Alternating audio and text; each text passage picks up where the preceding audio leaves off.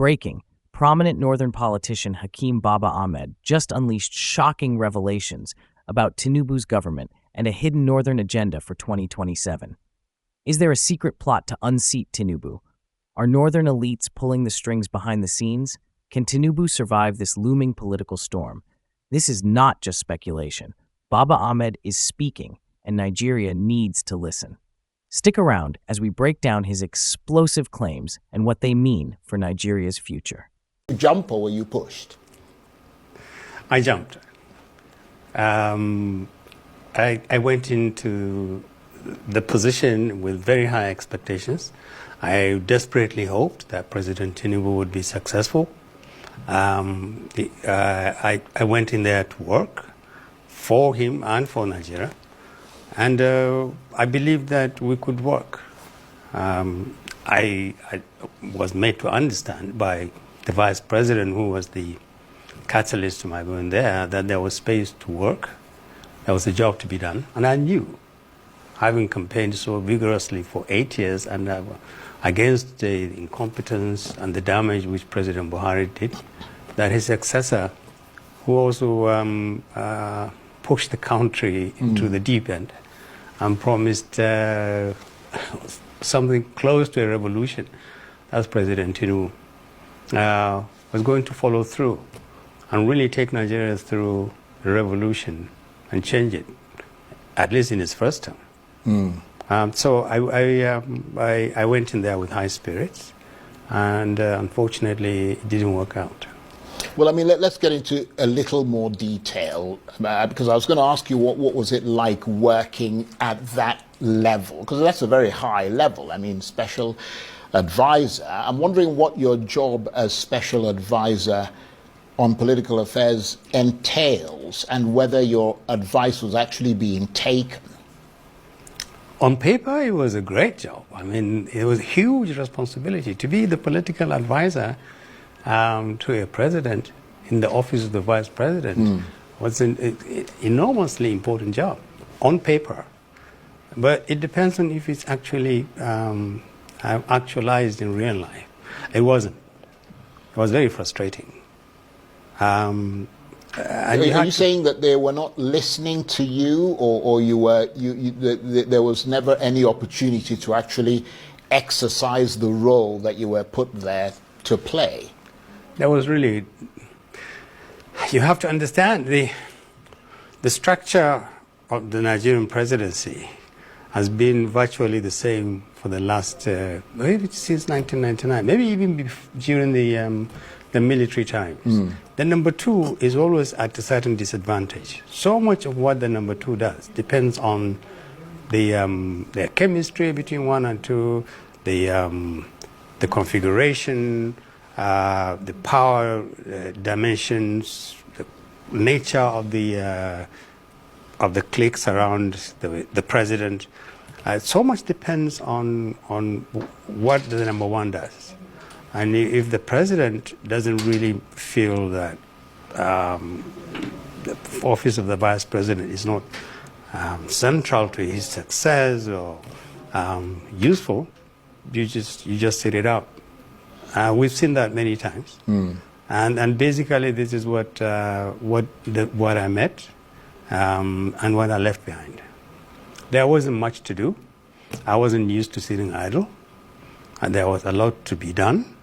If I had been involved, I could have offered my humble advice or opinion, but I wasn't. And I couldn't just be collecting salaries and just sit down and do nothing. Well, let me pick you up on what you were saying there, because there are all these reports floating around that the Vice President, Kashim Shettima, is being steadily and systematically isolated by the Tinubu ring or clique of supporters in the presidency. Is that a fact? No, I didn't see any evidence of that. But you said that it depended a lot, your job depended on the chemistry. You're talking about my job. Now you're talking about the working relationship. We were talking about, did I do any serious work? Did I, was I... No, but I'm wondering why you didn't get to do that serious Like I work. said, it's not peculiar to me. Many vice presidents, many people who had worked with vice presidents went through the same experience I went through. Right, but you were suggesting that that was possibly because sometimes the principal and his vice don't sort of, the chemistry isn't there, and I'm wondering if he was being pushed aside. No, I think that there are two different things. The vice president, as an official recognized by the Constitution as the number 2 Right. citizen, how busy he is, how active he is, what he does and what he doesn't do, substantially depends on the disposition of the president. Right. So that's a settled issue. And Irrespective of who it is, I mean, which administration. I know Vice President Atiku, Vice President Atiku's first time, he was incredibly busy. When they fell out, the second time he was virtually non-existent. Right. I also worked with another president whose vice president was idle for a substantial amount of time until the president died. And then that's Jonathan and Malam Umar Yar'Adua. I think, to answer your question, the vice president's office is either busy or not busy. It entirely depends on the disposition of the president. I know that in their personal chemistry, this I know from the vice president, they have put the personal chemistry between the president and the vice president is excellent. I hear this from the vice president and I believe him, sometimes almost to a fault. Kashmir Shettima always says how great the president is and he's a good man, he means well for this country. And sometimes on one or two occasions I've said to him, but if he's so good, I mean, how is it that we see so many of the wrong things going on? But he would defend the president with his life. I know this for a fact. But it's the way it is set up. You also need to understand, Charles, the presidency is a lot more than the president and the vice president. There are aides, very powerful aides. There are other people who intervene. They can decide whether both of them work well or they don't work well.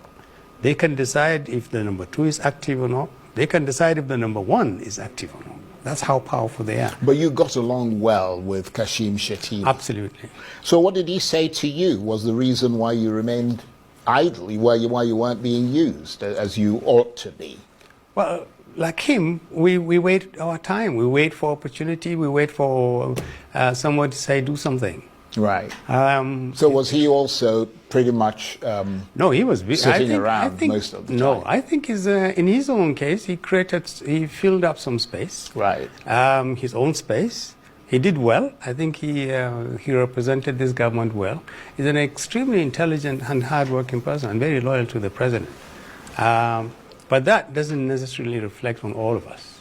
There were quite a number of absolutely brilliant people in the office. I have met some incredibly good people.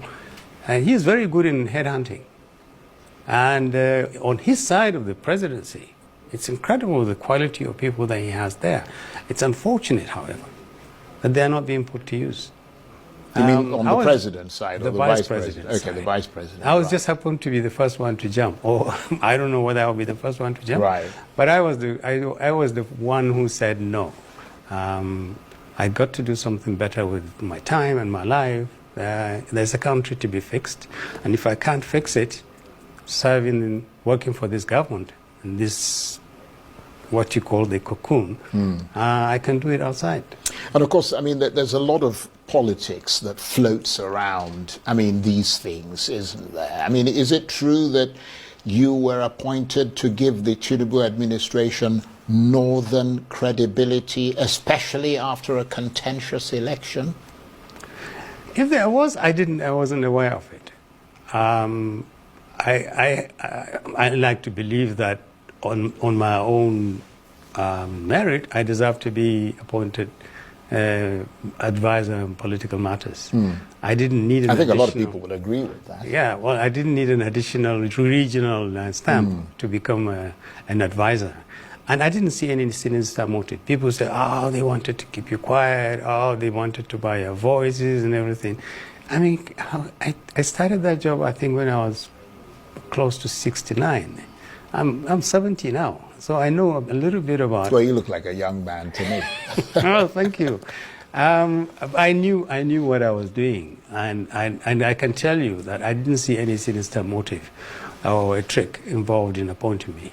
Well, you must have been quite disheartened, I mean, when you came out, having spent a considerable amount of your valuable time, you know, in such a place, and much use wasn't being made of you. Because, I mean, I say this because you then came out and you've just subsequently written an open letter to the president. You suggested that the president has a closed-door style of leadership, is indifferent to complaints about ethnic bias in appointments, and frequently runs the country from abroad whilst attending to personal matters. And you say that he's become something of an isolated leader heading an insular administration. I mean, that sounds pretty strong. Well, it would have been easier if it was just about me. Am I busy? Am I lazy? Am I just going there to the villa to feel good? I mean, I have a nice title. I'm an advisor to the president. If it was all about me, quite possibly I would have stayed longer. But I felt I could have been a lot more useful to the country and to the administration. I believe also, I don't like for this thing to sound boastful. I believe I had something to offer. Indeed. Which was the reason why they asked me to go there. Not to sit idle and to watch a lot of things going wrong. And you don't have an opportunity to fix them. You don't have an opportunity to engage the president, who has all the powers to be engaged. You don't have any channel. I saw the vice president virtually every working day. We talked, we discussed the country. But Nigeria requires a lot more than talking with the vice president. But did you have an opportunity to meet the president? No, I didn't. For your entire time there? No, I think I met him. I saw him 3 times in the mosque in the villa, and we distance. sort of shook hands. Right. Shake. There's a mosque in the villa, so right. You would see. But I never had a chance to sit down with President Tinubu. And why do you think that was the case? I honestly don't know. I think I think part of the problem is that he never really had time for people like us. People like you? I mean, you were a special advisor. Yeah. I'm not sure he had time for a lot of the people working for him. You quoted part of the letter that I wrote to him. I used the language very carefully. Said it was insular, isolated. That's not a lazy, the words you use casually. The president really is genuinely isolated. Whether it's by choice or by circumstances we don't understand, the bottom line is he ought to be available to a lot more of the people that he has trusted, either to run ministries or departments or to advise him. And he isn't. And that's a problem for the country, not so much for him. But it's a lot, because the president of Nigeria is a hugely powerful person, and he has there's a lot of responsibility on his shoulders. Absolutely. So if he's not going to look for solutions to problems from people that he had appointed, there are only 2 options that are left. Is he getting advice from the wrong people, or is he getting no advice at all? And there are other issues that I raised in my letter. I said somehow I just think when I use the word insular, it really was about, when you hear people close to him speak about Nigeria, it's as if we live in 2 different worlds. And that is the most frustrating thing for me. We would leave the villa, we would go home, we would watch real people, and sometimes we would drive around, we go home, we mix with poor people. We knew how desperate the country is, how desperately life is, difficult life is, the insecurity level, how high it is. People are losing hope, asking what is the value of this democracy. And sometimes they say, what are you doing there? We thought with people like you, we wouldn't be seeing some of these things. At least, are you guys really advising the president about some of these things? And it all amounts to this idea that the president is either not interested in getting advice, or is getting advice from the people that are not, that he hasn't appointed officially to give him advice. Either way, when I use those words, insular and isolated, very carefully, because that's exactly how I read it. I believe if President Tinubu was more open to suggestions and advice, and if he has higher quality of people handling sensitive positions for him, and he makes himself available to them, and they talk to him, and he tells them, they tell him what they think, I think the country will be better. So are you going to join the new coalition that's being talked about? At this stage, no. And I hope even in the future, I doubt it. I have very serious misgivings about all this talk about coalitions and all this jumping from one place to another one. I think these are signs of just how degenerated the political process has become. And it's a very sad thing for Nigeria today, as we speak, a country that has never faced more problems than we have, that its leadership entirely, the whole spectrum of leadership, is all running around looking for places to continue to run the country aground. Well, I think your term, to many people, described it well. I mean, it's a very insular, inward-looking group that just sort of talk to themselves. The politicians. I mean, that's the impression, yeah, people have. The entire politicians, all of them. I mean, it's extraordinary, really. Without any difference. Everyone, those in government, those trying to get into the government, those jumping guns and ship, and those looking for coalitions, the whole lot. I mean, just, you can count the number of politicians who are literally holding the country to ransom. In political science, we call it state capture. There are not more than 2,000 Nigerians who are running this country politically. And it's all about them.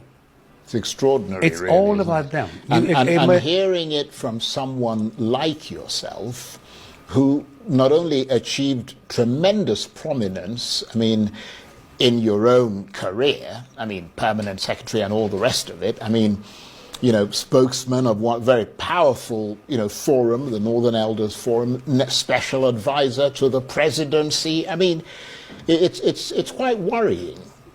It is worrying more for the country, because the way we are headed, it's going to be either we have a choice between the bad and the worse. There's absolutely no difference. They have no shame. I'm sorry to use this word. Our politicians have no shame. And you leave this party today, and tomorrow you move into another one. And if someone were to ask you, well, what has changed? The only thing that has changed is your party. You're the same person, absolutely, hobnobbing with the same kind of people, and the only people who you have no respect for is 99.9% of Nigerians. The people who give you the power. So it's all about them. It's all about keeping power or getting the power you lost. And it's all about milking the country.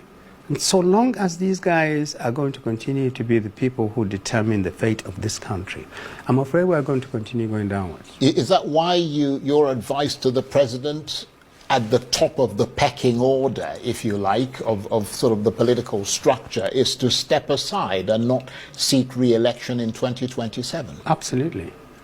I honestly and sincerely believed that if I had sat down with President Tinubu before I left, that is what I would have said to him. I would have said to him, President Tinubu, I think you achieved a lifetime ambition. It was lifetime. He had done great things to become president. He had done great things to make other presidents. It had worked. It hadn't worked in the past. Finally, it worked. He had done many things for this country. The best thing he can do is not to run for 2027.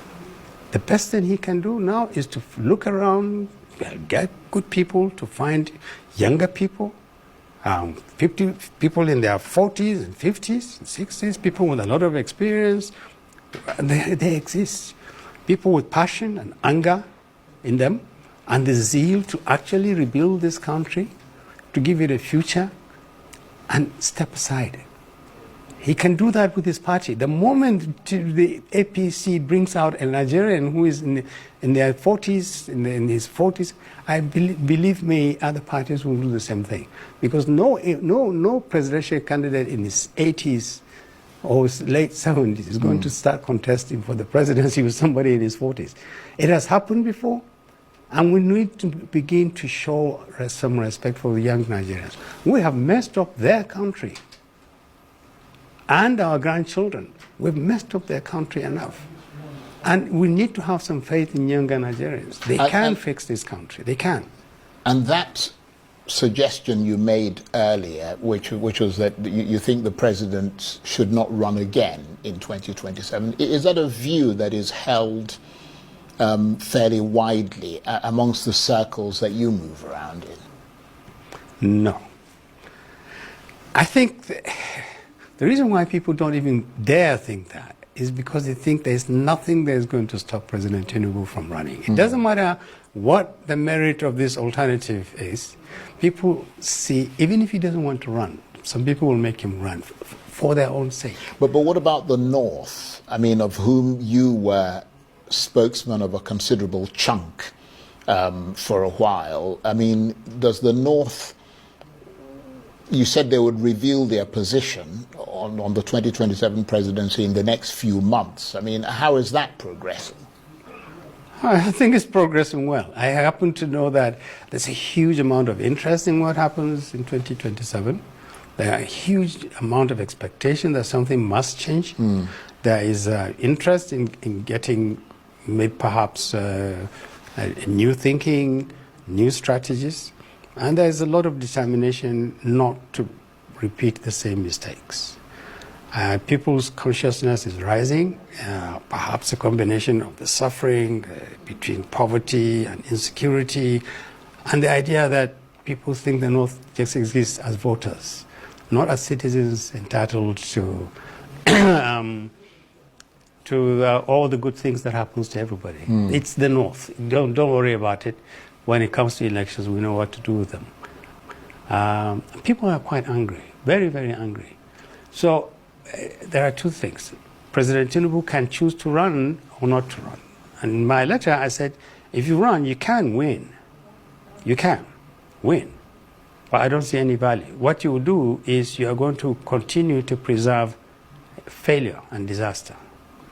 If you fail and you lose, your successor is going to wipe out everything you did in the last 4 years, within the first 1 month. That is the level of bitterness that exists between this small cycle of politicians. They hate each other. They are together only because they all have to gang up together. They don't want to be accountable for what they did while they were in power. The only way they can remain safe and in their homes is if they are in or near power. They hate each other, but they are forced to stay together. So it's virtually about 2,000-3,000 people against every Nigerian. And they are playing the ethnic card. They are telling all Nigerians it's North and South. There's no such thing as North and South anymore. The problems of the Northerner is the problem of the person in the South. And there's no part of the country known that can actually say we can get a presidency now that is ours.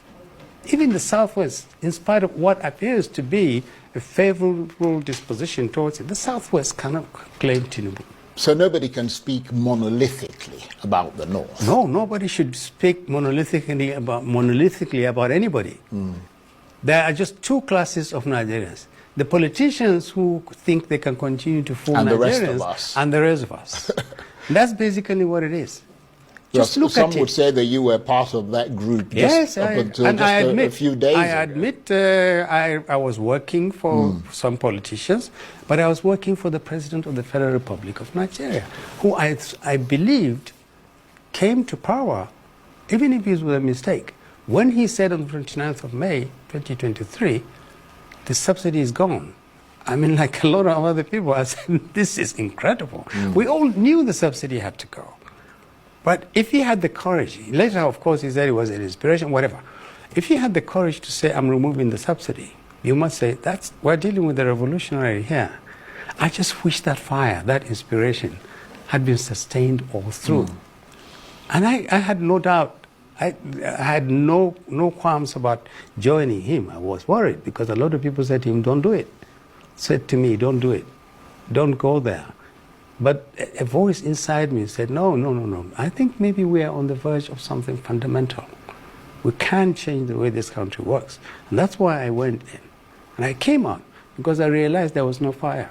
And did you find some elements of good leadership in President Tinubu? Was he at some level a progressive leader, as many who knew him when he was governor of Lagos State seem to think?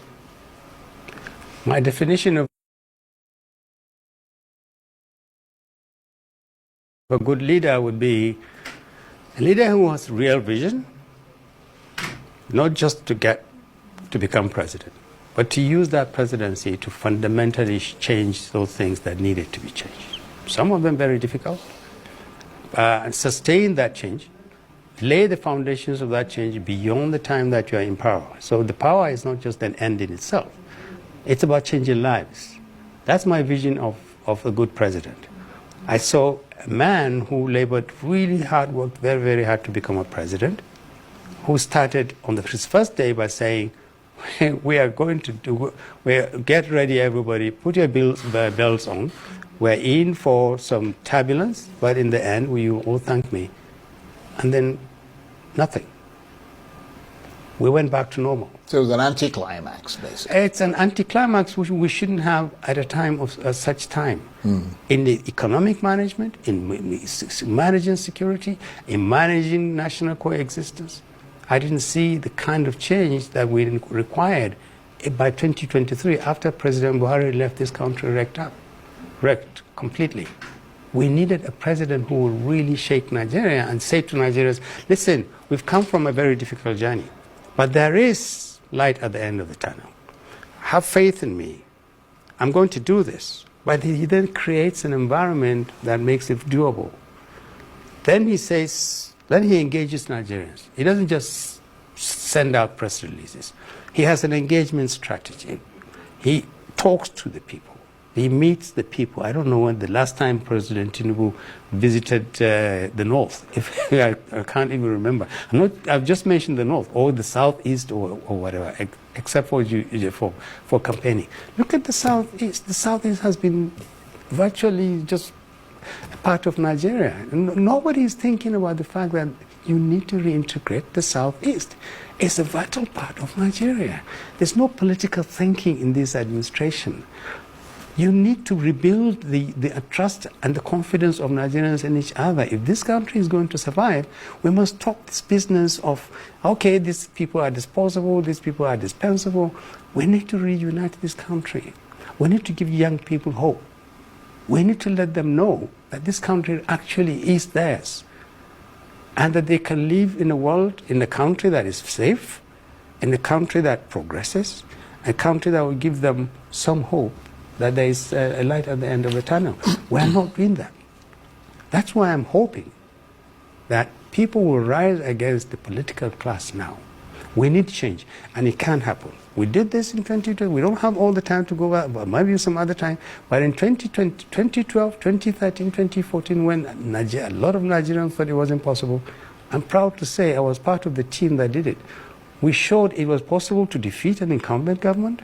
We showed it was possible to actually remove a government that was incompetent, that allowed Boko Haram to mess us up, that had allowed corruption to run away with everything. And we put Buhari, we thought Buhari was going to be the Messiah. We were wrong. But at least it was done. We can't change this country, and we need to take that lesson. Okay. I want to thank you very much indeed. It's been absolutely brilliant talking with you. Hakeem Baba-Ahmed, this is his first television interview that he's granted since he resigned as Special Advisor on Political Affairs at the Presidency. He was also the former spokesman of the Northern Elders Forum. Thank you very much indeed. Good to see you. Thank you for inviting me.